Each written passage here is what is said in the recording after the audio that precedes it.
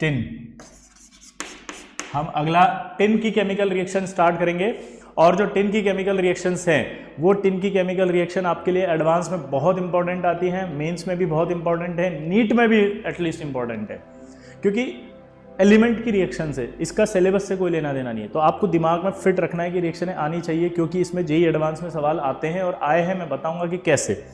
पहले मुझे बताइए कि टिन की दो ऑक्सीडेशन स्टेट होती है, एक +2 और एक +4। अब आप बताइए कि दोनों में से स्टेबल कौन है, +2 या +4? चलो बताओ। हाँ, वेरी गुड, बहुत सारे आंसर मेरे पास आए हैं, कईयों के +2 आए हैं, कईयों के +4, लेकिन मैं आपको बता दूं इसका +4 ऑक्सीडेशन स्टेट ज़्यादा स्टेबल होता है। +4 ऑक्सीडेशन स्टेट क्यों ज़्यादा स्टेबल होता है वो आपको हल्का सा हिंट मैंने दिया था शायद, एनर्ट पेयर इफेक्ट।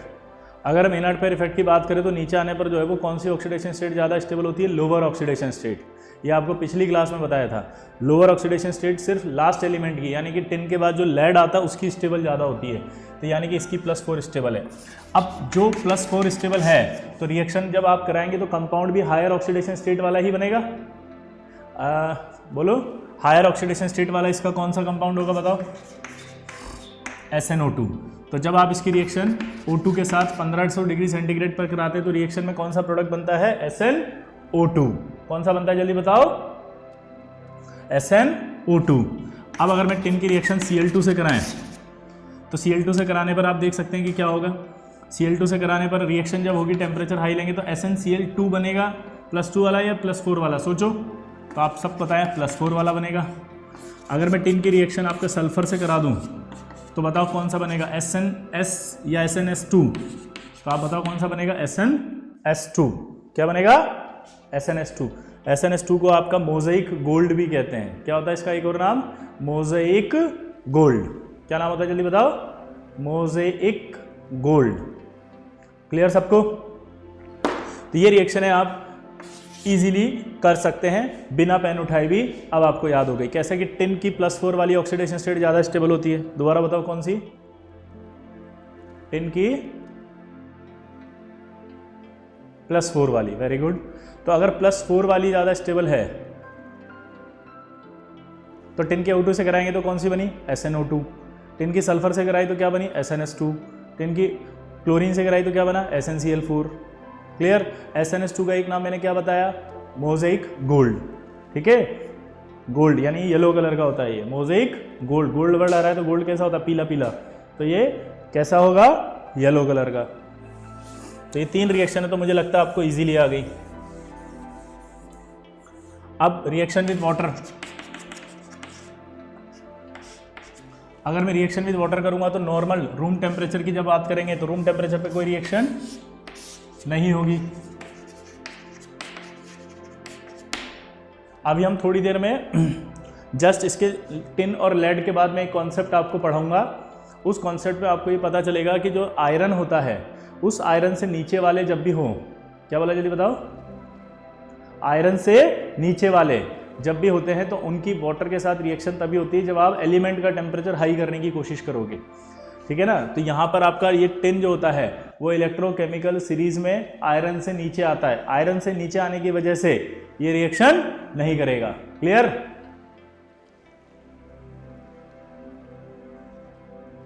क्लियर सबको? चलिए, तो रूम टेम्परेचर की बात करें तो रिएक्शन नो, लेकिन अगर मैं हाई टेम्परेचर की बात करूंगा, क्लियर, हाई टेम्परेचर की अगर बात करेंगे तो हाई टेम्परेचर पे रिएक्शन हो जाएगी और रिएक्शन होने के बाद SnO2 ही बनेगा और H2 बाहर आ जाएगा। ठीक है, इस रिएक्शन को मैं अभी थोड़ी देर बाद वापस एक बार एक्सप्लेन कर दूंगा या इसका कॉन्सेप्ट बता दूंगा, जिससे कि आपको इस तरह की रिएक्शन सारी आ जाएंगी, सारी पानी के साथ जितनी है ना सारी बता दूंगा यार, एक बार का कॉन्सेप्ट है। ठीक है, पेशेंस रखना बस थोड़ा सा। ठीक, टिन के बाद अगर मैं रिएक्शंस की बात करूं तो रिएक्शंस विद एसिड्स, ये बहुत इंपॉर्टेंट रिएक्शन है। ये रिएक्शन भी मैं थोड़ी देर बाद आपको एक्सप्लेन करूंगा वापस से एक बार और। अभी आप इनको सबको याद कर लो ताकि आपको ये समझ में आए कि यार ये कंपाउंड बन रहे हैं, और फिर जब मैं एक्सप्लेन करूंगा कि ये कंपाउंड क्यों बन रहे हैं तब आपको और अच्छा समझ में आएगा। ठीक है, चलिए, तो एसिड्स की बात कर रहे हैं तो पहला एसिड, अगर मैं डाइल्यूट HCl लेता हूं, क्या लिया मैंने? Dilute HCl। मैं थोड़ा सा टिन की पोजीशन को क्लियर कर देता हूं।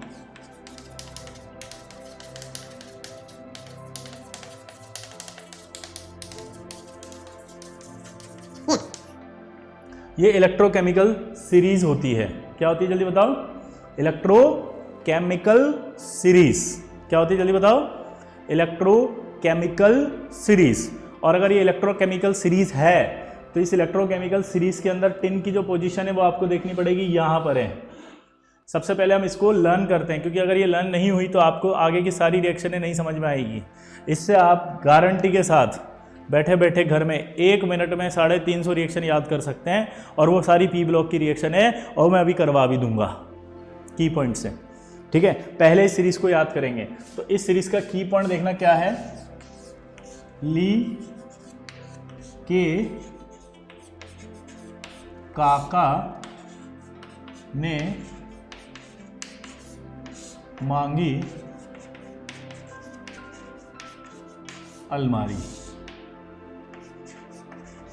Money generator car fridge CD को नी स्नेह, प्रभा ही कुटी होगी आज आऊं।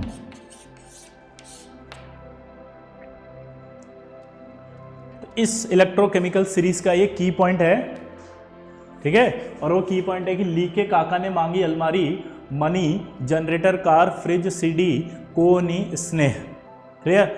अब इसको कैसे बनाया वो ध्यान समझना। जब कभी घर के अंदर शादी होती है, ठीक है, तो शादी के अंदर क्या होता है कि दहेज मांगा जाता है। डाउरी प्रोसेस आपको पता होगा, प्रथा है। ठीक है, जब डाउरी मांगा जाता है तो उसके अंदर क्या है कि किसी बुजुर्ग को भेजा जाता है, तो बुजुर्ग जाकर के लड़की वालों से बात करते हैं। ठीक है, और यहाँ पर जब शादी हो रही है उसके लिए हमें ऑस्ट्रेलिया जाना पड़ रहा है, क्योंकि ऑस्ट्रेलिया में ब्रेट ली की शादी है। किसकी? ब्रेट ली की। तो हम यह बोल रहे हैं कि ली के यानी कि ब्रेडली के काका, काका को बोलते हैं अंकल, तो जो अंकल थे वो गए दहेज मांगने जब उसकी शादी थी। और दहेज में जो ब्रेडली के अंकल है उन्होंने क्या मांगा जरा सुनना। ली के काका ने मांगी अलमारी। ली के काका ने क्या मांगी दहेज में? अलमारी मांग ली। देखो अब ये, ठीक है। अब जैसे ही सबने कहा अलमारी, पागल हो गया, बुढ़ापे में दिमाग खराब हो गया, अलमारी मांगता है कोई दहेज में, कुछ ढंग का मांगते। तो अंकल ने जवाब क्या दिया आगे सुनो। मनी यानी कि पैसा, जनरेटर, कार, फ्रिज, सीडी, कोनी स्नेह। स्नेह का मतलब समझते हो आप? अफेक्शन। कोनी स्नेह यानी इससे कोई अफेक्शन नहीं है, कोई लेना देना नहीं है, मुझे कोई लेना देना नहीं है, क्योंकि ब्रेटली की शादी है, ये तुम्हारी शादी नहीं, भगवान का दिया हुआ बहुत पैसा है, इधर उधर उड़ के चला जाता है, तो इसलिए एक बहुत बड़ी अलमारी चाहिए ताकि सारा पैसा उसके अंदर रख सकें। हैप्पी न्यू ईयर मूवी देखी थी ना, शालीमार जैसी अलमारी जिसमें पैसा सेफ रहे। तो अब देखो वापस से चलते हैं अपन, क्या बोला मैंने? ली के काका ने मांगी अलमारी, money, generator, car, fridge, CD, कोनी स्नेह, इन सब से कोई अफेक्शन नहीं है। ठीक, अब ये जो अगली की पॉइंट है वो क्या है जरा सुनना। कभी भी कोई मान लो आपके जुलूस निकलता है, तो उस जुलूस के अंदर क्या होता है, जो आगे होता है उसी की पिटाई होती है। कई बार आपके साथ भी हुआ होगा। तो जब आगे निकलता है उसी की पिटाई होती है, हाँ या ना? क्लियर? अब दिमाग की बत्ती जलाते हैं। यहां पर भी ऐसा ही हुआ कि प्रभा नाम की लड़की कोचिंग करने आई कोटा के अंदर। अब वो कोटा में कोचिंग कर रही है, और एक दिन ऐसा हुआ कि एक जुलूस निकाला सभी कोचिंग छात्रों ने मिलकर के, तो वो उस कोचिंग छात्रों के साथ आगे थी। ठीक है, हमारी मांगे पूरी करो। तो जब हमारी मांगे पूरी करो ऐसा चल रहा था, तो आप सोचो जो आगे होगा वही पिटेगा। तो वही हुआ कि प्रभा ही कुटी होगी आज। प्रभा ही कुटी होगी, कुटी मतलब पिटी होगी, पिटना, कुटने का मतलब कहते हैं। और जब पिटते हैं तो ऐसे आवाज आती है ना, जोर से पीटते, पुलिस जब डंडा मारते हैं तो आऊ आई ऐसे आवाज आती है, तो ये वही आवाज है, आऊ। तो प्रभा ही कुटी होगी आज आऊ। क्लियर? अब ये सब आपने ऐसे क्यों बनाया सर? उसका रीजन है, ये सारे एक रिएक्शन देंगे, ये सब स्ट्रॉन्ग रिड्यूसिंग एजेंट होते हैं। इस सीरीज में अगर आप ऊपर जाते हैं तो ऑक्सीडेशन पोटेंशियल इंक्रीज होता है और down the series reduction potential increase होता है। ये सारे के सारे माइल्ड रिड्यूसिंग एजेंट होते हैं, ठीक है। यहाँ तक माइल्ड में ये भी आ जाएगा, ठीक है। और कॉपर से लेके ये सारे वीक रिड्यूसिंग एजेंट होते हैं। लेकिन लेड जो होता है इनकी तरह रिएक्शन देता है। लेड जो होता है वो इनकी तरह रिएक्शन देता है, इनकी तरह। इसलिए लेड को मैंने यहाँ रख दिया की पॉइंट में। प्रभा ही कुटी होगी आज आऊं, ये सारे एक रिएक्शन देंगे, सब एक जैसे। अब यही सिखाने के लिए इस सीरीज को मैंने लिख दिया, क्योंकि सारी रिएक्शनें जो मैं यहाँ लिख रहा हूँ वो इससे रिलेटेड होंगी, ठीक है। डाइल्यूट HCl, अब यहाँ पर देखना आप, डाइल्यूट HCl हो, मैं नाम बोलता हूँ, डाइल्यूट HCl हो, कंसंट्रेटेड HCl हो और डाइल्यूट H2SO4 हो, ये हाइड्रोजन से नीचे जो भी होते हैं उनसे रिएक्शन नहीं करते। कौन सा एलिमेंट है? हाइड्रोजन। इससे नीचे हो तो रिएक्शन नहीं करते। तो tin हाइड्रोजन से नीचे के ऊपर है, ऊपर है, लेकिन जस्ट ऊपर है, जस्ट ऊपर है, इसलिए रिएक्शन में क्या आएगा? वेरी स्लो, और SnCl2 प्लस H2 बनेगा। कंसंट्रेटेड HCl बनाएंगे, रिएक्शन कराएंगे तो भी आपका क्या बनेगा? वही SnCl2 प्लस H2। अगर डाइल्यूट H2SO4 लेंगे तो भी आपका क्या बनेगा? वही SnSO4 प्लस H2। लेकिन अगर कंसंट्रेटेड H2SO4 लेंगे तो आपका बनेगा यहाँ SnSO4 होल 2, कंसंट्रेट आ गया। तो ये अच्छा ऑक्सीडाइजिंग एजेंट है, इसलिए इसको ऑक्सीडाइज करेगा, ज़्यादा ऑक्सीडाइज करेगा, इसीलिए +4 में आ गया। ये देखो किसमें आ गया? ये +4 में। क्लियर? तो यहाँ पर आपका +4 बन गया ये। तो ये एसिड से रिएक्शन हो गई। अब इसकी रिएक्शन आती है डाइल्यूट HNO3। तो डाइल्यूट HNO3 से जब रिएक्शन करते हैं तो जनरली सब जितने भी एलिमेंट हैं वो रिएक्शन जनरली कर करके आपके या तो टिन नाइट्रेट बनाएंगे और या फिर उसके साथ बनाएंगे NO2, ठीक है। और अगर डाइल्यूट रहते हैं तो टिन नाइट्रेट बनाएंगे और साथ में बनाएंगे N2O। बट टिन जो होता है वो अकेला NH4NO3 बनाता है। ये आपको लर्न करना पड़ेगा यहाँ पे कि यहाँ जो प्रोडक्ट है वो बनना चाहिए था N2O, लेकिन बना कौन सा है? NH4NO3। अब ये थोड़ी देर बाद समझ में आएगा ऐसा क्यों। तो टिन प्लस, अगर मैं कंसंट्रेटेड HNO3 ले लूं तो टिन प्लस कंसंट्रेटेड HNO3 लेने पर जनरली अभी बताया टिन नाइट्रेट बनता है और NO2 बनती है, लेकिन यहां पर मेटास्टेनिक एसिड बन जाता है। इसका नाम क्या है? मेटास्टेनिक एसिड। क्या नाम है इसका? मेटास्टेनिक एसिड। प्लस यहां क्या बन जाएगा? वही NO2,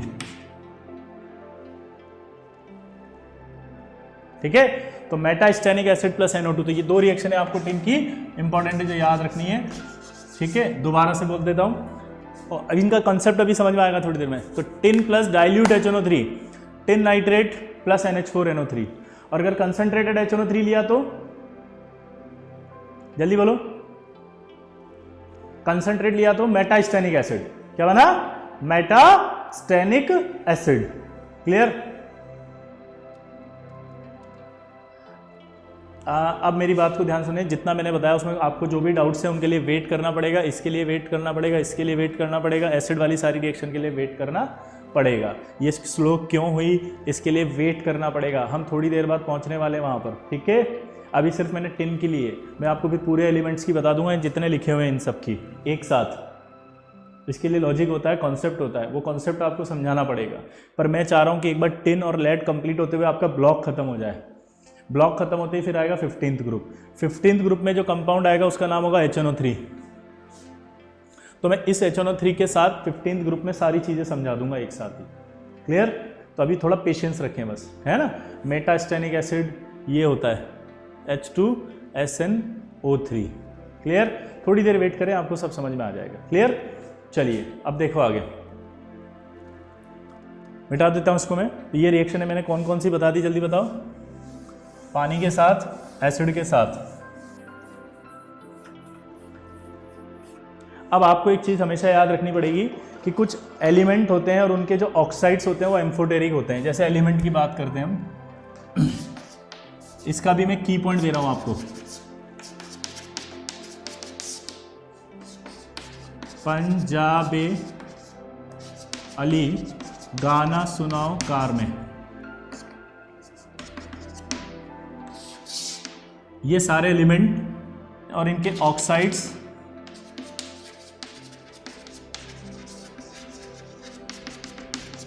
एंड हाइड्रोक्साइड्स आर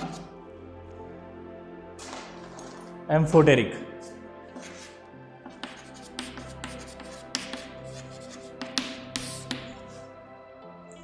पंजाबे अली गाना सुनाओ कार में, इनके जितने भी ऑक्साइड्स एंड हाइड्रोक्साइड्स हैं वो सब क्या है, एम्फोटेरिक सारे।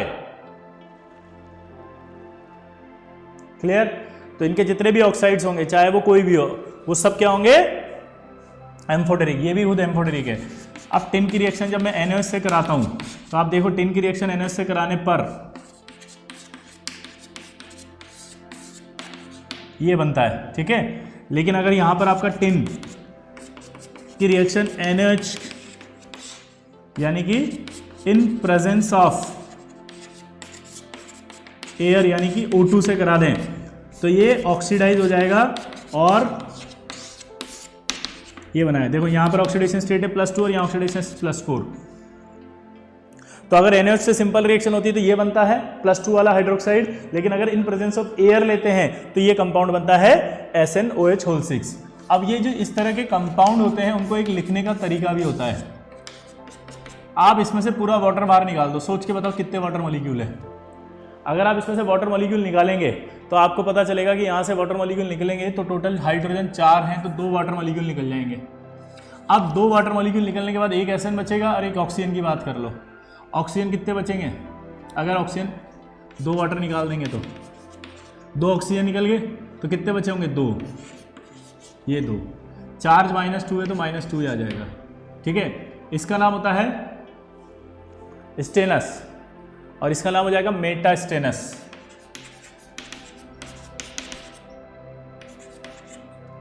ठीक है। अब अगर मैं बात करूं यहां पर इसकी जगह अगर मैं SN4 तो इसमें से बाहर निकाल के बताओ कितने वाटर निकलेंगे, जल्दी बताओ कितने? 3। कितने? 3 ऑक्सीजन बचे। यहां कितना ऑक्सीडेशन स्टेट है? +4। इसका नाम क्या हुआ? स्टेनिक। वो तो स्टेनस और ये स्टेनिक। अस क्योंकि लोअर ऑक्सीडेशन स्टेट है, इक क्योंकि हायर ऑक्सीडेशन स्टेट है। तो आप चाहो तो यहां पर और करके इस कंपाउंड को ऐसे भी लिख सकते हो Na2SnO2 और यहां पर भी और करके लिख सकते हो आप Na2SnO3। सोडियम स्टेनस, सोडियम, ठीक है। और ये sodium stannate, sodium स्टेनाइट, sodium stannate ऐसे भी बोल सकते हैं अपन इसको, ठीक है। क्योंकि अस अगर एसिड होता है तो उसके सॉल्ट में आइट आता है और अगर एक एसिड होता है तो उसके में एट आता है। तो आप ऐसे लिखो या ऐसे लिखो, एक ही बात है। क्लियर सबको यहां तक? पक्का? तो ये टिन की रिएक्शंस की बात कर रहे हैं।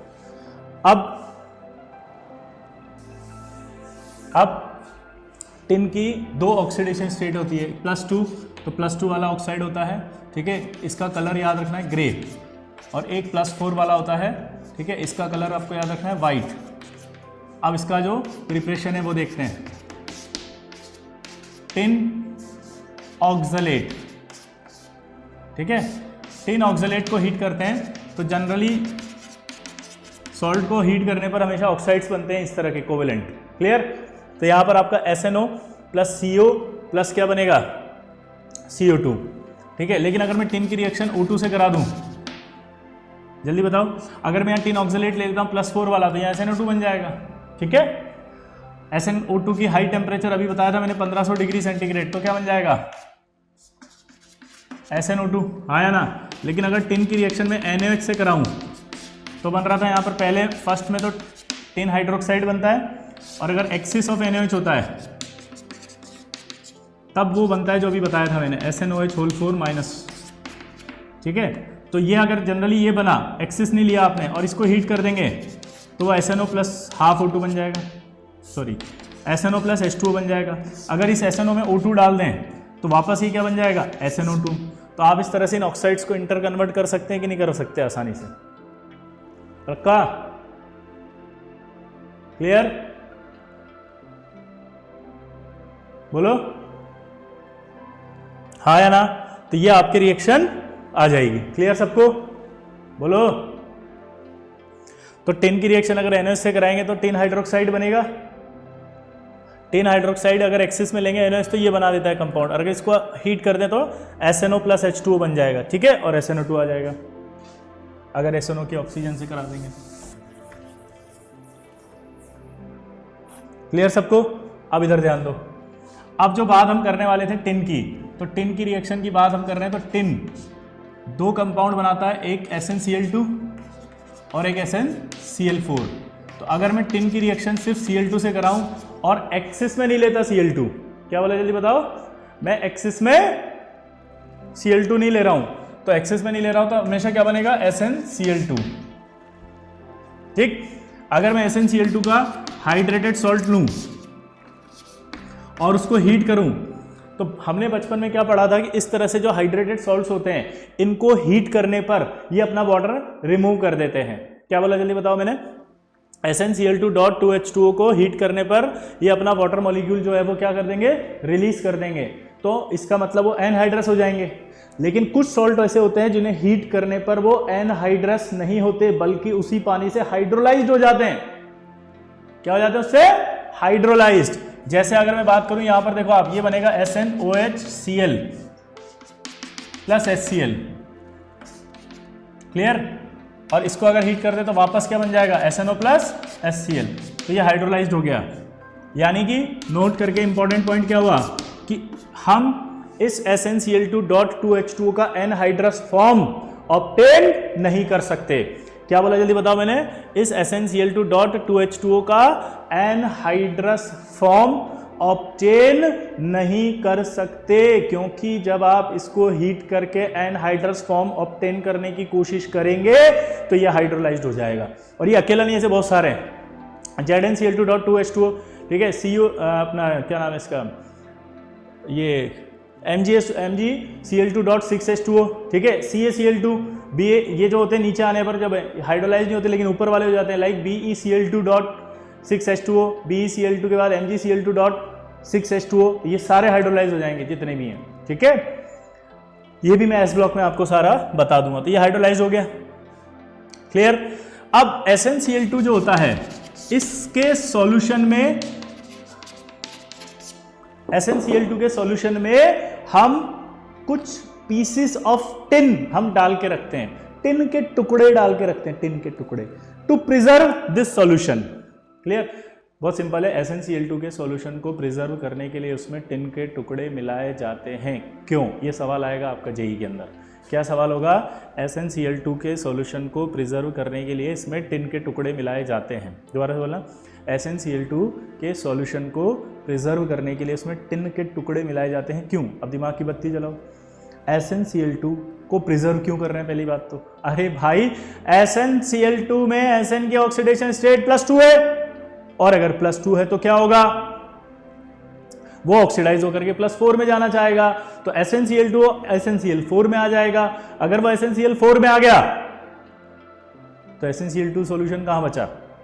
अब हमने टिन के टुकड़े डाल दिए, टिन एक अच्छा रिड्यूसिंग एजेंट है, तो वो SnCl4 को रिड्यूस करके वापस SnCl2 में ले आता है। तो SnCl2 का जो सॉल्यूशन है उसका प्रिजर्व कर लिया उसने, ठीक है, बच गया वो। आया ना, समझ में आया नहीं आया, वेरी गुड। राहुल राज ने आंसर सही देने की कोशिश की थी, क्लियर। अब आगे बढ़ते हैं। तो यहां पर आपको ये समझ में आया। अब अगर मैं बात करूं, SnCl4 बनाना है, तो SnCl4 बनाने का बहुत आसान तरीका है। आप टिन ले लो, Cl2 ले लो और एक्सिस में Cl2 ले लो, तो क्या बनेगा, SnCl4। एक रिएक्शन कल बताई थी इनर्ट पेयर इफेक्ट की, कि ये एक ऑक्सीडाइजिंग एजेंट है, ये एक अच्छा रिड्यूसिंग एजेंट है। इसकी रिएक्शन जब कराओगे आप तो यहाँ तो आ जाएगा Hg और यहाँ आ जाएगा SnCl4। अगर टिन है और एक्वारेजिया ले लिया तो भी आपका क्या बन जाएगा, SnCl4। एक्वारेजिया क्या होता है वो देखो, एक्वारेजिया वो होता है आपका 3HCl plus 1 part of HNO3। ये रिएक्शन करके NOCl प्लस Cl, ठीक है, प्लस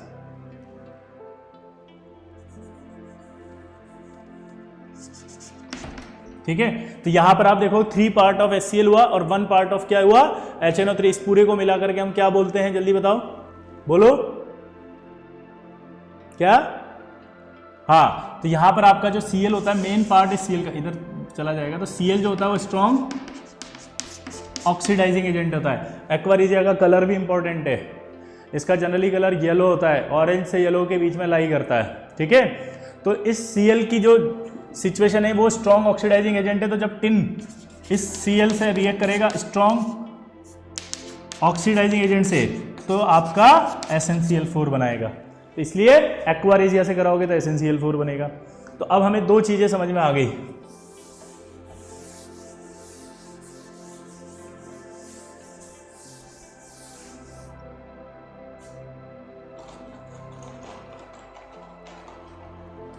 वो दो चीजें समझ में आएगी, एक तो SnCl2 आ गया और एक SnCl4 आ गया।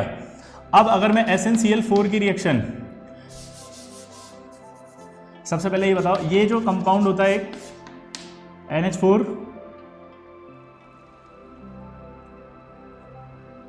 इसका नाम होता है अमोनियम क्लोराइड। क्या होता है, अमोनियम क्लोराइड, ठीक है।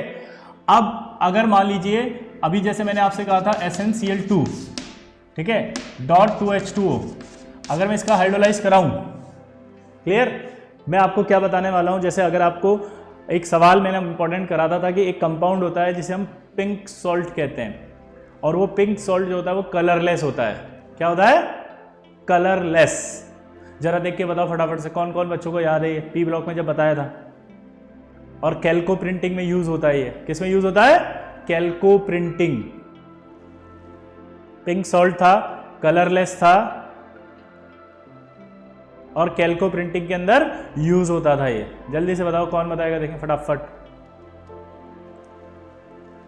तो मैं वही कहना चाह रहा था कि जैसे एक NH4Cl होता है, आया ना, और इसकी रिएक्शन अगर मैं SnCl4 से कराऊं तो रिएक्शन आपकी क्या बन जाएगी, NH4 होल ट्वाइस SnCl6, ठीक है। इसको क्या बोलते हैं अपन जनरली, बोलो श्योर, इसको बोलते हैं अपन पिंक सॉल्ट। और सबसे इंटरेस्टिंग बात क्या है कि ये जो पिंक सॉल्ट है ये कलरलेस होता है। क्या होता है, कलरलेस। चलो, इसी तरह से एक कंपाउंड मैंने बताया था आपको, बटर ऑफ टिन। जरा उसका फॉर्मूला बताओ बटर ऑफ टिन का, जल्दी से बताओ कौन बताएगा, बटर ऑफ टिन। तो SnCl2.5H2O जो है वो आपका बटर ऑफ टिन होता है। तो ये आपके टिन की रिएक्शन हो गई, और आपको टिन +2 भी याद हो गया कि ये एक अच्छा रिड्यूसिंग एजेंट होता है। तो अगर Fe+2 आएगा तो उसको ऑक्सीडाइज कर देगा Fe+3 में। अगर वो आपके मतलब जो भी आएंगे, NO2- आएगा तो NO3 में ले जाएगा। ये सारी रिएक्शन है अपने आप भी आगे भी आ जाएंगे, ठीक है ना। तो ये बहुत सिंपल रिएक्शन है इसकी टिन की। अब आता है लेड। अब हम लेड की जब बात करते हैं तो लेड के अंदर जो है वो दो ऑक्सीडेशन स्टेट है, +2 +4। जरा बताएं कौन ज़्यादा स्टेबल है। तो कल ही बताया था मैंने कि +2 ज़्यादा होती है ड्यू टू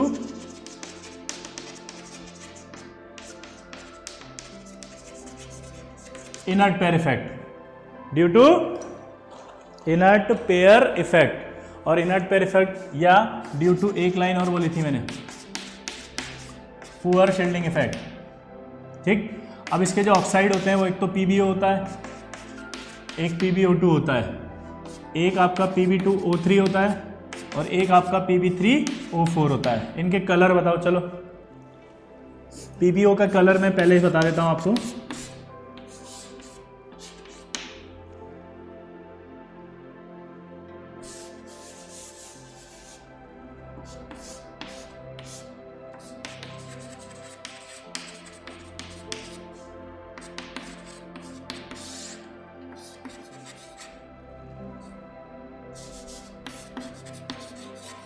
फ्यूज्ड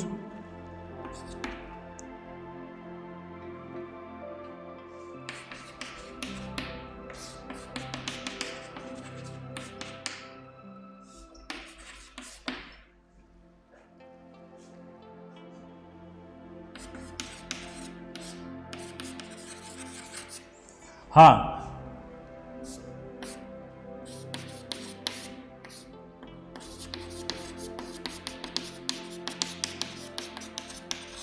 ये पीबीओ, इसका एक नाम होता है मैसिकोट और एक नाम होता है लिथार्ज।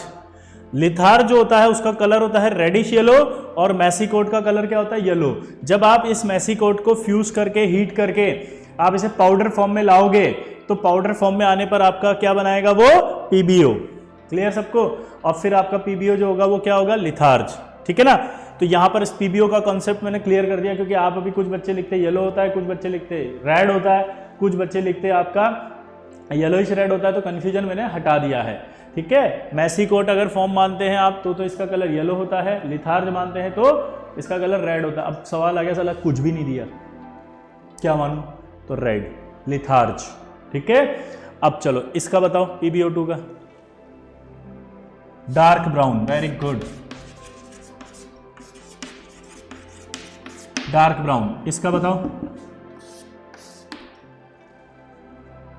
Pb2O3, जल्दी। ये आपका रेड कलर का होता है अगर याद हो तो, इसको कॉमन लैंग्वेज में रेड लेड बोलते हैं, रेड लेड। और ये सिंदूर भी होता है इसका नाम, कॉमन लैंग्वेज में क्या होता है? सिंदूर। अब इसका बताओ, इसका कलर Pb2O3 का, जल्दी से। Yes, reddish yellow. ठीक, तो Pb2O3 आपका रेडिश येलो। तो ये अपन ने सबसे पहले इनके कलर पता कर लिए हैं। अब हम प्रिपरेशन की बात करेंगे। ठीक है? सबसे पहले प्रिपरेशन पढ़ रहे हैं हम PbO का। तो PbO का प्रिपरेशन अगर करना है तो Pb+O2 हीट कर दो आप, तो क्या बनेगा? PbO। इसको लिमिटेड लेना, कंट्रोल्ड फॉर्म में। अगर ज़्यादा लोगे तो PbO2 में आ जाएगा। अब PbO2 अगर है तो उसको हीट कर दो। Pb2O3 है उसको भी हीट कर दो। Pb3O4 है उसको भी हीट कर दो। ठीक है? इन सब से PbO बन जाएगा। और इन सभी PbO का अगर आप कार्बन से रिडक्शन करा दें तो आपका लेड आ जाएगा, हाइड्रोजन से करा दें तो भी लेड आ जाएगा।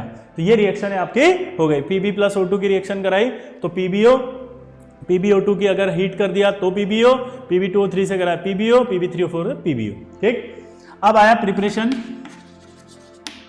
Of Pb2O3। अब अगर मैं Pb लेता हूं और NaOCl लिमिटेड ले लिया,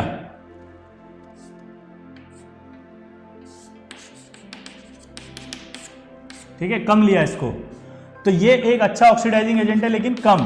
तो ये इसको ऑक्सीडाइज करेगा किसमें? PbO, और कुछ को ले जाएगा वो PbO2 में। तो एक मिक्सचर तैयार होगा, ये मिक्सचर ही Pb2O3 होता है। Pb2O3 एक्चुअली में क्या है? Mixed oxide.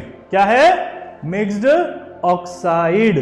तो ये जो मिक्स्ड ऑक्साइड है, ये मिक्स्ड ऑक्साइड Pb2O3 बन रहा है, और ये मिक्स ऑक्साइड होता है PbO प्लस PbO2 का। रेशो होता है इसका 1:1। ठीक, अब इसकी केमिकल रिएक्शंस देखते हैं। केमिकल रिएक्शन को ढंग से समझना।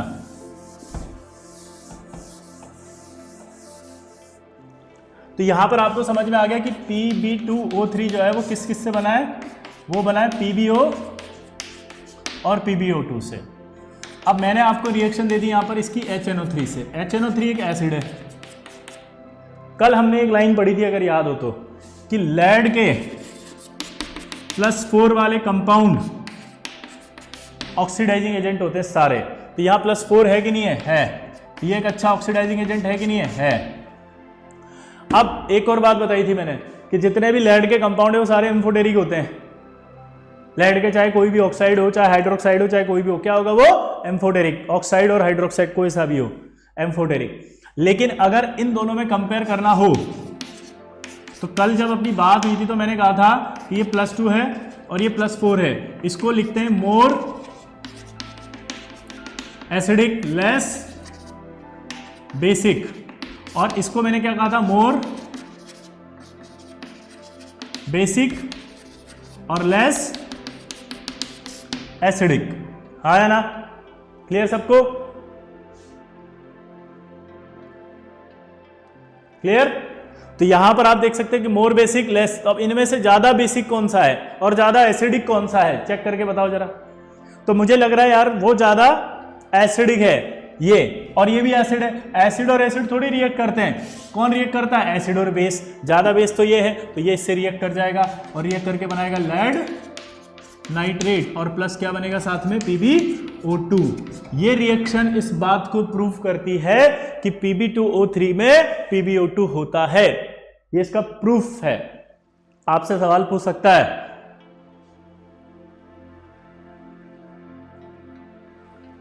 अरे PbO का कलर रेडिश येलो भी है, रेडिश रेड या रेडिश येलो एक ही बात है, मतलब हल्का सा जैसे ऑरेंज मतलब खिसकता है ना, इतना ज़्यादा टेंशन नहीं लेनी है। क्लियर? हाँ, तो मेरा सवाल यहाँ पर ये चल रहा था अभी कि ये सजेस्ट कर रही है कि इसमें PbO2 है। क्लियर सबको?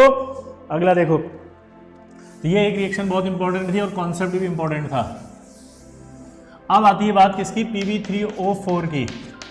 इसको कैसे बनाएंगे? तो Pb3O4 जो होता है वो Pb+O2। अगर आपने 340 डिग्री के आसपास आपका रिएक्शन कराया तो आपके क्या बन जाएगा? 6PbO से Pb3O4। क्लियर? ये बैलेंस बाद में कर लेंगे। ये अगर आपने इसको वापस हीट कर दिया 500 डिग्री तो ये डिकम्पोज हो जाएगा वापस इसमें। Pb3O4 देखते हैं अपन किस चीज से मिला। ये भी मिक्स ऑक्साइड है और ये आपका PbO और PbO2 से मिलकर बना है। PbO PbO2 रेशियो बताएं अब आप खुद, 2:1। ये रेशियो 2:1 कैसे आया? मैंने आपको बताया था, यहां पर 3 लिखा हुआ है तो लेड तो 2 चाहिए, कहीं भी 2 आ सकता है, लेकिन ऑक्सीजन 4 है तो अगर यहां 2 कर दिया तो 4 ऑक्सीजन हो जाएंगे, फिर 1 5 हो जाएंगे, तो गलत हो गया ना ये तो। क्लियर? तो अब अगर यहां पर बात करें अपन तो ये रेशियो हो गया 2:1। ये रिएक्शन कराओ वापस इसकी HNO3 से। अब फिर से वही बात है, ये इससे करेगा या इससे करेगा? ऑब्वियस सी बात है इसी से करेगा, और अगर इसी से करेगा तो क्या बनाएगा? ये Pb नाइट्रेट प्लस PbO2। ठीक है, हाँ या ना? और यहां पर आप देख सकते हो वापस ये PbO2 सजेस्ट कर रहा है इस चीज को कि ये रिएक्शन सजेस्ट कर रही है कि यहां पर आपका PbO2 बन रहा है। हाँ या ना? क्लियर? तो ये बात आपको इंपॉर्टेंट ध्यान रखनी है कि भाई इनकी रिएक्शंस में ये बनता है। अब PbO2 की बात कर लेते हैं। PbO2 की 2 प्रॉपर्टी आएगी, एक ये एम्फोटेरिक है और दूसरा ये स्ट्रॉन्ग ऑक्सीडाइजिंग एजेंट है। तो अगर इसकी पहले रिएक्शन HCl से करा के देखते हैं, PbO2 plus HCl, PbO2 plus HCl की करा के देखो, आप बताओ क्या बनना चाहिए जल्दी से। तो बहुत ही सिंपल है कि ये एक रिड्यूसिंग एजेंट है और ये ऑक्सीडाइजिंग, तो रिडॉक्स होगा, तो PbCl2 plus Cl2 plus H2। यहाँ -1 है, यहाँ से 0 हो गया, 0 हो गया तो इसका क्या हो गया? ऑक्सीडेशन। +4 है, +2 में आ गया, इसका क्या हो गया? रिडक्शन। क्लियर सबको? अच्छा, इसके बाद अगर हम बात करें कि PbO2 की अगर NaOH से कराएं तो क्या होगा बताओ जरा। ये एम्फोटेरिक है और ये आपका बेस है, रिएक्शन हो जाएगी, रिएक्शन होकर के क्या बनेगा? सोच के बताओ चलो आंसर। और इसी तरह से PbO2 की अगर H2SO4 से कराएं तो क्या बनेगा? सोचो जल्दी।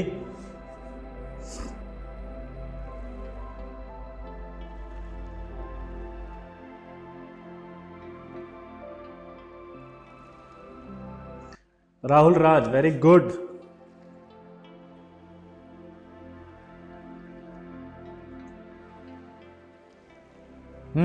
Very good.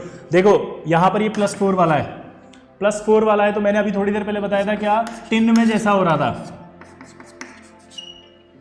तो Na2PbO3 बन जाएगा प्लस वाटर, सोडियम प्लम्बेट। क्या सही है ये? सोच के देखो, सोडियम प्लम्बेट क्या सही है ये? इसका ऑक्सीडेशन स्टेट सही आ रहा है क्या? देखो, हाँ या ना? बोलो हाँ। और अगर यहाँ की बात करें तो इसके लिए क्या बन रहा था? +4 में है, रेडॉक्स होगी तो PbSO4 plus O2 plus H2O। ये रिएक्शन भी आपको याद होनी चाहिए भाई, इंपॉर्टेंट है, ये आती है एग्जाम में।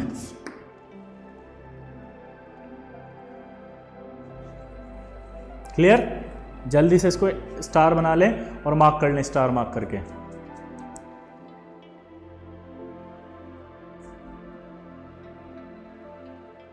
अगर सेम रिएक्शन अगर यहां पर मैं इसकी करता Pb3O4 की H2SO4 से, तो भी प्रोडक्ट वही बनता।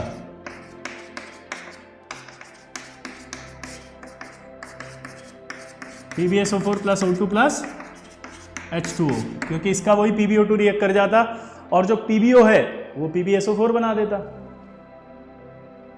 समझ गए बात को? इसमें दो थे, PbO प्लस PbO2। PbO2 तो रिएक्ट करके ये बनाता, PbO जो बचा था वो वापस H2SO4 से रिएक्ट करके PbSO4 बनाता, फाइनल प्रोडक्ट PbSO4 प्लस यही बनता। ठीक है। इसके बाद लेड जो है उसका एक सबसे इंपॉर्टेंट प्रोडक्ट होता है, वो आपको कल भी बताया था या 11th में आपने पढ़ा होगा, टेट्रा इथाइल लेड।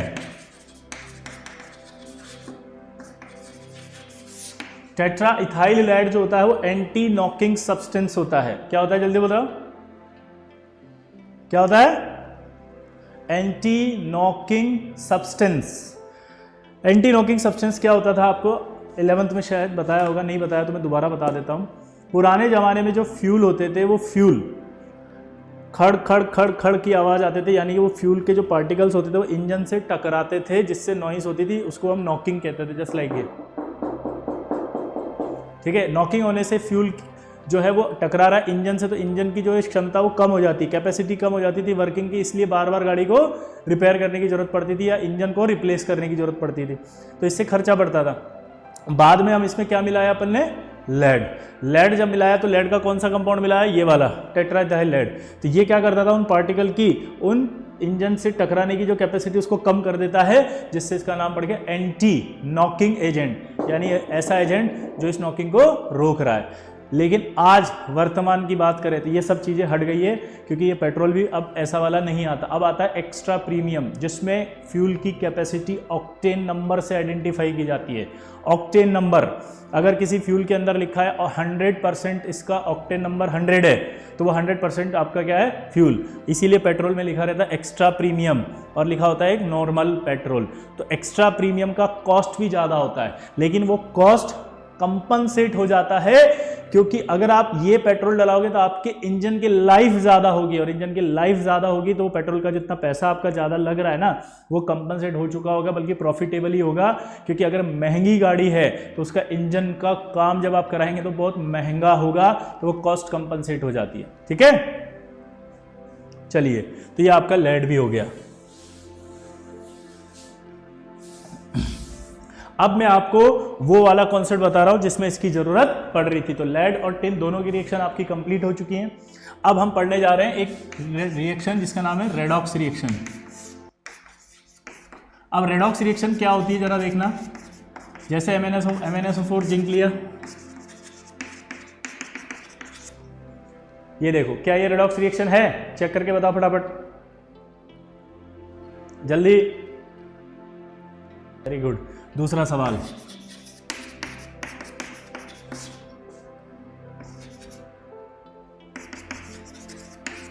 क्या ये रेडॉक्स रिएक्शन है? चेक करो। रिएक्शन आएगी और वो आपका है ZnSO4 प्लस कॉपर। तो ZnSO4 प्लस कॉपर में आएगा कॉपर प्लस जिंक। थर्ड वाली के लिए बताइए अब रेडॉक्स है कि नहीं है? जल्दी। नहीं पता? अब सुनो, पहली वाली जो रिएक्शन है वो रिएक्शन में +2 है और ये 0 है, और ये +2 यहाँ पर जा रहा है 0 में, यानी इसका क्या हुआ? रिडक्शन। दूसरी वाली में ये +2 है और यहाँ 0 आ रहा है, यानी यहाँ इसका क्या हुआ? रिडक्शन। लेकिन जिंक का क्या हुआ? ऑक्सीडेशन। जबकि यहाँ जिंक का क्या हुआ? ऑक्सीडेशन। इसमें भी जिंक का ऑक्सीडेशन है। यहाँ जिंक है और ये क्या हुआ? जिंक का रिडक्शन। और कॉपर का क्या हुआ? ऑक्सीडेशन। अब अगर मैं ये कहूँ कि रेडॉक्स कैसे होगी, तो मैं आपको बताता हूँ कि ये फर्स्ट वाली रेडॉक्स नहीं है, सेकंड वाली है और थर्ड वाली नहीं है। अब हम फंस गए कि हमें कैसे पता चलेगा कि रेडॉक्स है या नहीं है। तो इसका बहुत सिंपल सा आंसर है कि इस सीरीज की जरूरत पड़ेगी आपको। ये सीरीज होती है इलेक्ट्रोकेमिकल सीरीज। ये सीरीज इलेक्ट्रोकेमिकल सीरीज है और इस सीरीज में ऊपर जाने पर ऑक्सीडेशन पोटेंशियल बढ़ता है। इस सीरीज में ऊपर जाने पर ऑक्सीडेशन पोटेंशियल बढ़ता है। इसका मतलब समझते, ऊपर वाला एलिमेंट ऑक्सीडाइज होने की टेंडेंसी ज्यादा रखता है। यानी इस सीरीज में जो ऊपर वाला एलिमेंट होगा वो नीचे वाले एलिमेंट के रेस्पेक्ट में सिर्फ ऑक्सीडाइज होगा। ऊपर वाला एलिमेंट नीचे वाले एलिमेंट की रेस्पेक्ट में सिर्फ ऑक्सीडाइज होगा। अगर ऑक्सीडाइज होगा तो आप देख सकते हैं यहां पर ये Mn है और ये जिंक है। तो जब की पॉइंट याद आएगा आपको, ली के काका ने मांगी अलमारी, मनी, जनरेटर, जनरेटर तो नीचे है, यानी जनरेटर कभी भी मनी के रेस्पेक्ट में यानी Mn के रेस्पेक्ट में ऑक्सीडाइज नहीं हो सकता, सिर्फ Mn ऑक्सीडाइज हो सकता है अगर जिंक के साथ आया तो। जिंक के साथ अगर Mn आया तो सिर्फ ऑक्सीडाइज हो सकता है। यहां रिड्यूस हो रहा है, ये रिएक्शन गलत है, फिजिबल नहीं है, that is not redox. Second वाली में देखते हैं, जिंक ऊपर है कि नहीं है? हाँ। कॉपर नीचे है नहीं है? हाँ। तो इसका मतलब क्या निकला? होगी रिएक्शन ये। क्लियर? सिंपल है? यस। इस तरफ आओ, ये रिएक्शन को चेक करते हैं, क्या ये रिएक्शन होगी?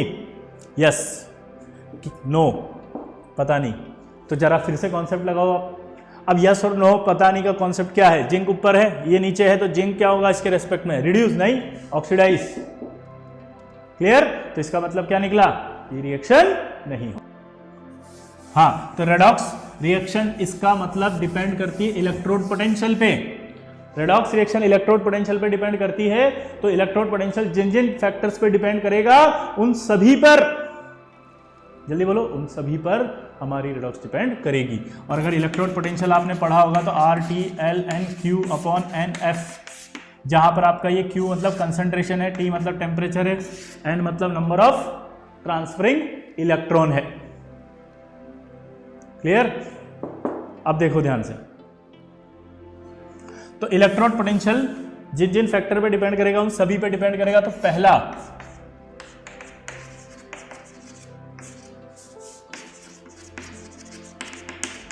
pH of the solution. क्या बोला, जल्दी बताओ मैंने? पहला है pH ऑफ द सॉल्यूशन। तो pH ऑफ द सॉल्यूशन पे कैसे डिपेंड करता है वो समझना आप। ये MnO4 माइनस है, और अगर मैंने यहां पर एसिडिक मीडियम लिया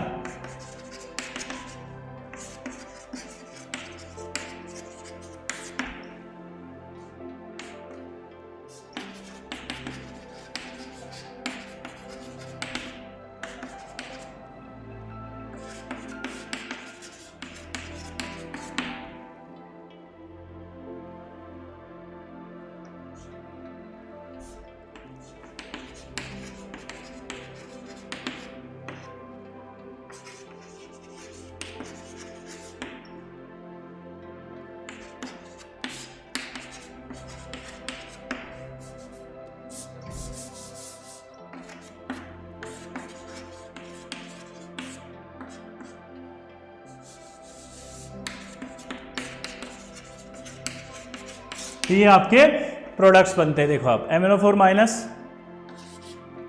इसका जो कलर होता है वो पिंक या पर्पल होता है। ठीक है, पिंक और पर्पल कलर वाले MnO4 माइनस की रेडॉक्स रिएक्शन अगर एसिडिक मीडियम में कराई जाएगी तो उसका प्रोडक्ट आपका Mn+2 होगा। और उसकी जो ऑब्जर्वेशन होगी, ये जो ऑब्जर्वेशन होगी ये आपकी कलरलेस होगी। क्लियर सबको? ठीक। इधर से आते हैं, अगर अपन स्ट्रॉन्ग बेसिक मीडियम होगा तो जो आपका प्रोडक्ट बनेगा वो बनेगा MnO4-2 और उस प्रोडक्ट के ऑब्जर्वेशन में कलर आएगा ग्रीन। और अगर मैं यहां पर आपका लाइट बेसिक लेता हूं तो लाइट बेसिक में या न्यूट्रल सॉल्यूशन होगा तो MnO2 बनेगा और उसका ऑब्जर्वेशन आएगा ब्राउन। क्लियर? अब आप देख सकते हो कि यहां पर ऑक्सीडेशन स्टेट कितनी है इसकी? +7 +2, कितने का चेंज आया? 5, कितने का चेंज आया? 1, कितने का चेंज आया? +4 है, बोलो 3। तो यहां पर कहीं ना कहीं ऑक्सीडेशन स्टेट से चेंज आ रहा है कि नहीं आ रहा? जल्दी बोलो, हाँ या ना? अरे ऑक्सीडेशन स्टेट से चेंज आ रहा है कि नहीं आ रहा? हाँ, ऑक्सीडेशन स्टेट से चेंज आ रहा है। क्लियर सबको? बोलो yes.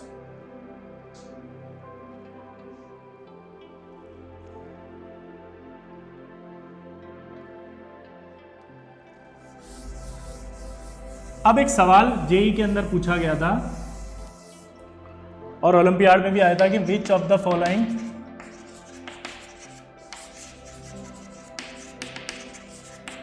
is which of the following cation is colorless?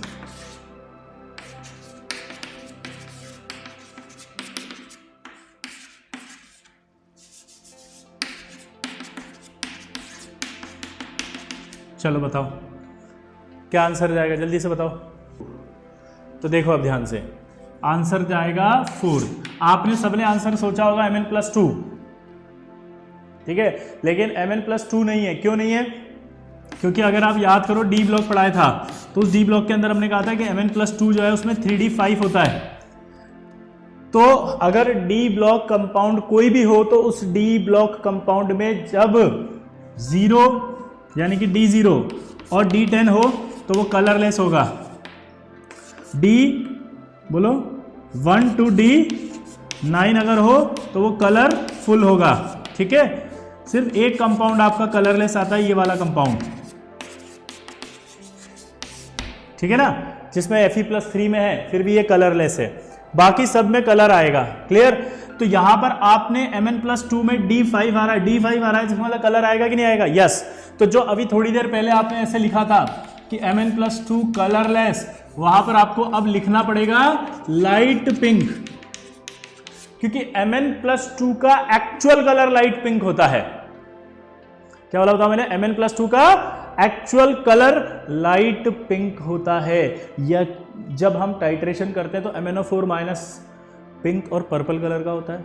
जब आप टाइट्रेशन कर रहे होते हैं तो उस कंडीशन में वो जो है पिंक या पर्पल कलर बहुत लाइट पिंक हो जाता है। बहुत लाइट पिंक होने की वजह से, बहुत लाइट पिंक होने की वजह से आपको कलरलेस नजर आता है वो, लेकिन एक्चुअल में उसका कलर कलरलेस नहीं होता। ये समझ में आया आपको? ऑब्जर्वेशन ऐसी आती है कि कलरलेस दिखता है, पर एक्चुअल में जो कलर है वो लाइट पिंक होता है, ठीक है। तो ये आपका डाउट क्लियर हो गया। तो पहला पीएच ऑफ द सॉल्यूशन पे डिपेंड किया, दूसरा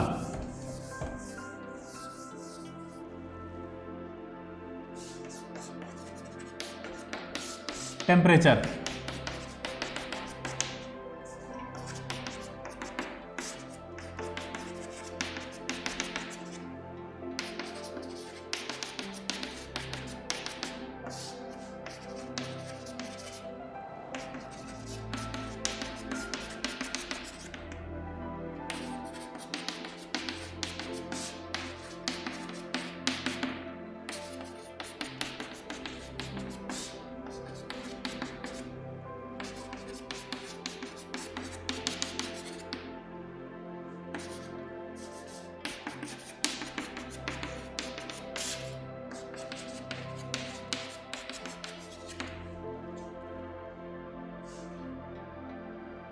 ये रिएक्शन हमें समझनी है। इन रिएक्शंस को समझने के लिए आपको ये समझना पड़ेगा कि जैसे लिथियम है, लिथियम स्ट्रॉन्गेस्ट रिड्यूसिंग एजेंट होता है। क्यों? क्योंकि लिथियम प्लस से लेके लिथियम जो है उसकी वैल्यू होती है 3.05। दिखाई दे रहा है कि 3.05 देखो,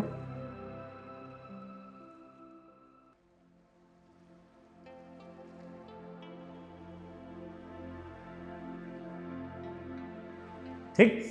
ये इसका इलेक्ट्रोड पोटेंशियल होता है। और आपने फिजिकल केमिस्ट्री में पढ़ा होगा कि डेल्टा जी बराबर -NFE नोड। अगर ये वैल्यू यहां पर पुट करूं माइनस की, तो आप सोच सकते हो कि क्या होगा, ये माइनस और माइनस प्लस हो जाएगा, प्लस आ जाएगा, मतलब डेल्टा जी क्या आ जाएगा, बोलो, delta G positive. Delta G positive है तो ये लिथियम प्लस से लिथियम रिएक्शन बनेगी या लिथियम से लिथियम प्लस बनेगी? ऑब्वियस सी बात है कि लिथियम से लिथियम प्लस जाएगा, वो लिथियम से लिथियम प्लस। अब आप दिमाग की बत्ती जलाओ, लिथियम से लिथियम प्लस जाने की इच्छा बहुत है, यानी ऑक्सीडाइज होने की इच्छा बहुत है। और जो ज्यादा ऑक्सीडाइज होता है वही एक अच्छा रिड्यूसिंग एजेंट होता है। जो ज्यादा ऑक्सीडाइज होगा वही क्या होगा, अच्छा ऑक्सीडाइजिंग एजेंट। तो इसका मतलब ये वीक रिड्यूसिंग एजेंट है। अब आपको मैंने एक थ्योरी बना दी कि अगर कोई एलिमेंट अच्छा स्ट्रॉन्ग रिड्यूसिंग एजेंट है तो उसका conjugate ion weak oxidising agent होगा। और हाइड्रोजन की बात हम करते हैं तो हाइड्रोजन आपने फिजिकल केमिस्ट्री में पढ़ा होगा स्ट्रॉन्ग रिड्यूसिंग एजेंट होता है। तो इसका मतलब H+ क्या होगा, वीक ऑक्सीडाइजिंग एजेंट। ये एक वीक ऑक्सीडाइजिंग एजेंट है, ये याद रखना, हाइड्रोजन H+। ठीक है, ये H+ एक वीक ऑक्सीडाइजिंग एजेंट है। क्लियर हुआ यहां तक सभी को? आया ना? तो ये एक वीक ऑक्सीडाइजिंग एजेंट हो गया। अब यहां सोडियम की पोजीशन को देखो, ये स्ट्रॉन्ग रिड्यूसिंग एजेंट है, तो ये इस वीक ऑक्सीडाइजिंग एजेंट को रिड्यूस कर देता है और H2 बन जाता है। तो सोडियम के साथ पानी जो है वो इजीली रिएक्ट कर लेता है, सोडियम कोल्ड वाटर से रिएक्ट कर सकता है। लेकिन जैसे ही मैग्नीशियम पर आए, मैग्नीशियम पर नीचे आते ही क्या हुआ? रिड्यूसिंग पावर कम हुई। अब इसकी रिड्यूसिंग पावर कम हो गई तो मैग्नीशियम जनरली रिएक्ट नहीं करता है, प्लस वो रिएक्ट करने के बाद अपने ऊपर एक प्रोटेक्टिव लेयर भी बना लेता है ऑक्साइड की। उस प्रोटेक्टिव लेयर को तोड़ने के लिए आपको इसे वार्म करना पड़ता है। क्लियर? तीसरी रिएक्शन, जिंक के पास आए। अब सोचो अगर मैग्नीशियम खुद वार्म पे कर रहा है तो क्या ये कोल्ड वाटर पे कर लेगा? जल्दी बोलो, क्या ये कोल्ड वाटर से करेगा? नहीं, इसलिए हमें हॉट करना पड़ा। अब ये हॉट टेम्परेचर बढ़ाने का रीज़न क्या है? तो आपको पता होना चाहिए कि अगर हम किसी भी एलिमेंट का टेम्परेचर बढ़ाएं तो उसकी जो इलेक्ट्रोड पोटेंशियल की पावर होती है वो बढ़ जाती है। तो अगर हम यहाँ पर पानी जो H+ है वो वीक ऑक्सीडाइजिंग एजेंट है, हम पानी का टेम्परेचर बढ़ा रहे हैं, यानी पानी को हॉट कर रहे हैं, तो उस H+ की पावर बढ़ रही है, यानी जो वीक ऑक्सीडाइजिंग एजेंट था H+ वो धीरे धीरे बढ़ करके वो स्ट्रॉन्ग की तरफ बढ़ने लगता है। क्लियर? अब आप सोचो कि ये जो जिंक है ये वीक हो गया, किससे? मैग्नीशियम से, तो इसको हॉट करना पड़ रहा है। अब सोच के देखो कि आयरन क्या हॉट वाटर से रिएक्ट कर लेगा? तो आंसर बोलो, नहीं, आयरन हॉट वाटर से रिएक्ट नहीं करेगा, हॉट वाटर से रिएक्ट नहीं करेगा। इसके लिए आपको क्या करना पड़ेगा? स्टीम। तो यानी कि अगर आयरन स्टीम पर कर रहा है तो आप सोच सकते हो कि आयरन अगर स्टीम पे कर रहा है तो आयरन के नीचे वाले स्टीम पर रिएक्शन नहीं करेंगे, आपको उसके लिए और ज्यादा हाई टेम्परेचर देना पड़ेगा। क्लियर सबको? और ज्यादा हाई टेम्परेचर देना पड़ेगा। क्लियर सबको? तो ये वाटर के साथ रिएक्शन कैसे हुई, समझ में आया कुछ? तो इसका कॉन्सेप्ट सिंपल है कि अगर आयरन है उससे नीचे वाला कोई एलिमेंट है तो आपको पानी का टेम्परेचर बढ़ाने के साथ साथ आपको एलिमेंट का टेम्परेचर भी बढ़ाना पड़ेगा। अब मैंने आपको पी ब्लॉक में जब बोरोन पढ़ाया था तो मैंने आपको एक रिएक्शन लिखवाई थी ऐसे,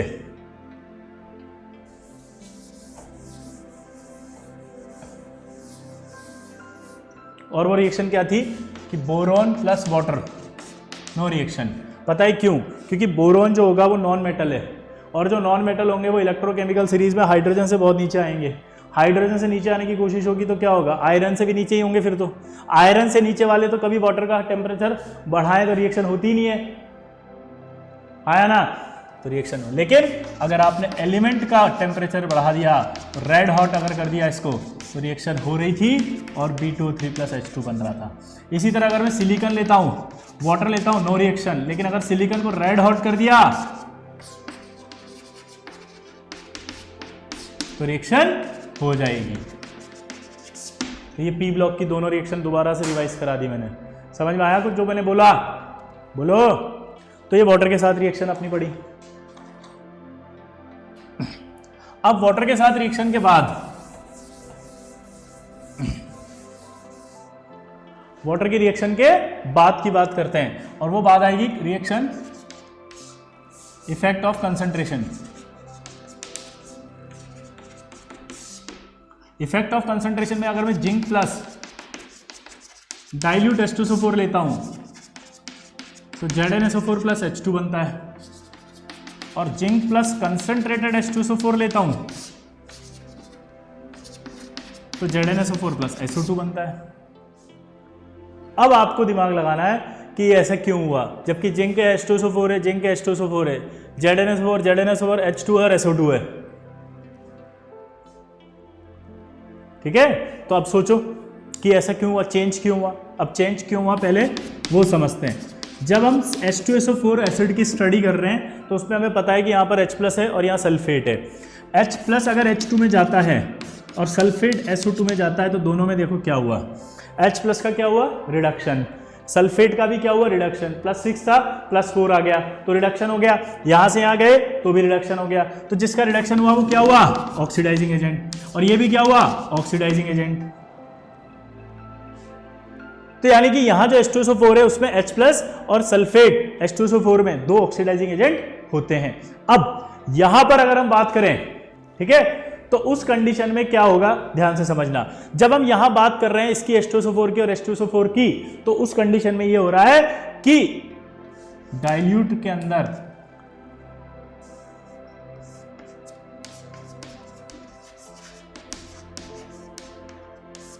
प्रिफरेंशियल ऑक्सीडाइजिंग एजेंट जो है वो H प्लस होता है। क्या बोला जल्दी बताओ?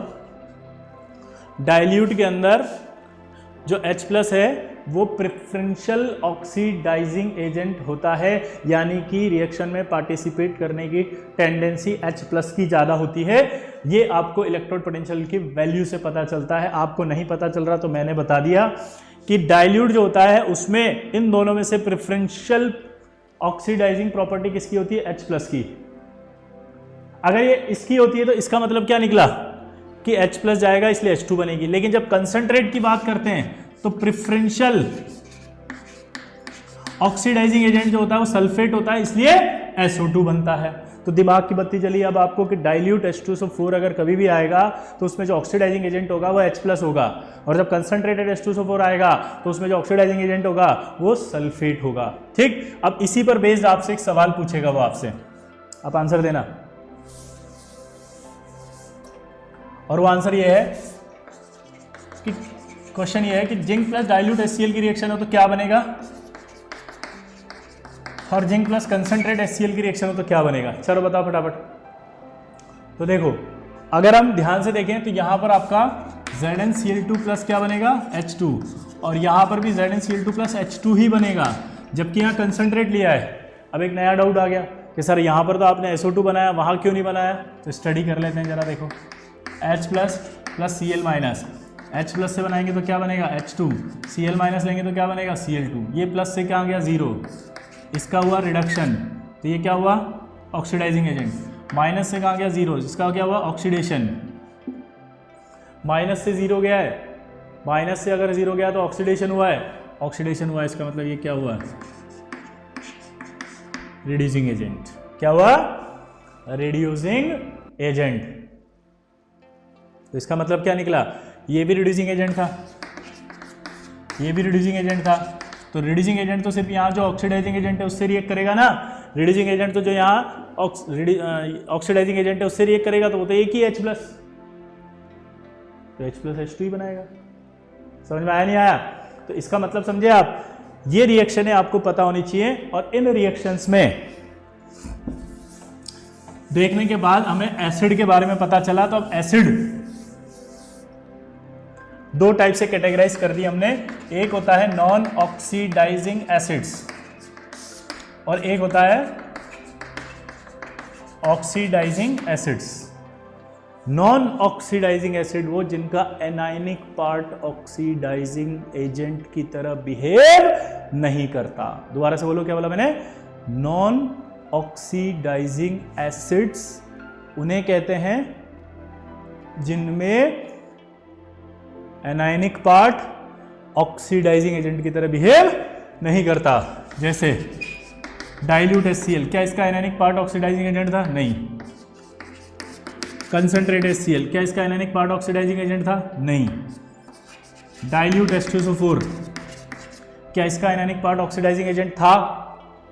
बोलो, नहीं, ऑक्सीडाइजिंग एजेंट नहीं। तो इसका मतलब क्या निकला कि ये तीनों के तीनों नॉन ऑक्सीडाइजिंग एसिड्स होंगे।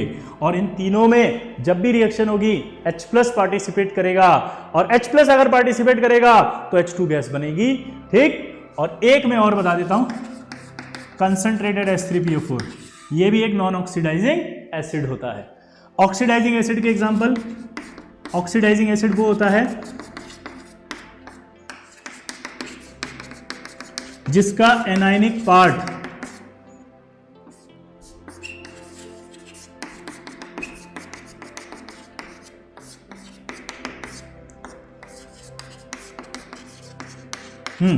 ऑक्सीडाइजिंग एसिड वो होता है जिसका एनायनिक पार्ट ऑक्सीडाइजिंग एजेंट की तरह बिहेव करता है।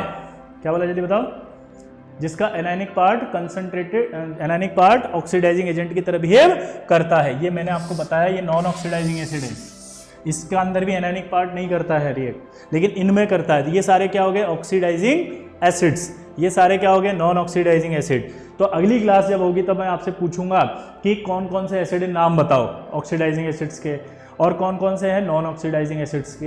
ये आपको याद होना चाहिए, दिमाग में बिठा लो टिप्स, ठीक। अब एक की पॉइंट मैंने आपके लिए बता दिया कि भैया नॉन ऑक्सीडाइजिंग एसिड वो है जिसका एनायनिक पार्ट ऑक्सीडाइजिंग एजेंट नहीं है। तो कौन है इसके ऑक्सीडाइजिंग? H+, यानी H+ रिएक्ट करके क्या बनाएगा? H2। हाँ या ना? H2। तो एक की पॉइंट तैयार कर रहा हूं मैं आपके लिए, अब देखो। तो इस की पॉइंट के हिसाब से क्या हुआ देखना जरा, कि अगर कोई मेटल है और एक नॉन ऑक्सीडाइजिंग एसिड है तो वो H2 बनेगा, और मेटल कौन सी होगी? Above hydrogen. और अगर मेटल है और कोई भी नॉन ऑक्सीडाइजिंग एसिड है, रिएक्शन नहीं होगी अगर वो मेटल कहाँ है? Below hydrogen. Clear? Below hydrogen क्यों नहीं होगी? क्योंकि वो वीक रिड्यूसिंग एजेंट होते हैं। H+ भी इनमें जो है वो वीक ऑक्सीडाइजिंग एजेंट है। तो वीक और वीक मिलकर के रिएक्शन नहीं करा पा रहे, वीक और वीक रिएक्शन नहीं करा पा रहे, हाँ या ना? वीक और वीक रिएक्शन नहीं करा पाएंगे, इसलिए रिएक्शन नहीं होगी। यहां देखेंगे तो रिएक्शन हो जाएगी। क्लियर? अब देखो की पॉइंट का मजा कितना। इस की पॉइंट को आपने याद कर लिया कि लिखे काका ने मांगी अलमारी, money generator, car, fridge, CD को नी स्नेह, प्रभा ही कुटी होगी आज आऊं। यहां पर आपको हाइड्रोजन, जब आप इस सीरीज को लिख लोगे तो आपको पता होगा कि हाइड्रोजन के अबव कितने एलिमेंट है? 1 2 3 4 5 15, 15। नॉन ऑक्सीडाइजिंग एसिड मैंने आपको कितने बताए? 4। यानी आप अगर एक एलिमेंट यहां रखते हो और एक एसिड यहां रखते हो तो ऐसे यहां 15 एलिमेंट आएंगे, 4 एसिड आएंगे, तो 15 × 4 60 रिएक्शन आपको 1 मिनट में गारंटी के साथ याद हो गई, और उन सबका प्रोडक्ट H2 होगा। यही आईटी है, 1 मिनट में गारंटी के साथ 60 रिएक्शन याद हो गई, अगर आपको ये सीरीज याद है और ये कॉन्सेप्ट मैंने जो बताया वो। क्लियर? तो आपको दिमाग में बिठाना है की पॉइंट, क्या? कि नॉन ऑक्सीडाइजिंग एसिड होगा तो उसका H+ होगा, और H+ होगा तो H2 बनेगा। नॉन ऑक्सीडाइजिंग एसिड 4 हैं, और वो नॉन ऑक्सीडाइजिंग एसिड जो होते हैं वो हाइड्रोजन के अबव जितने भी एलिमेंट हैं उनसे रिएक्ट करके H2 देते हैं। क्लियर? यही आईटी है।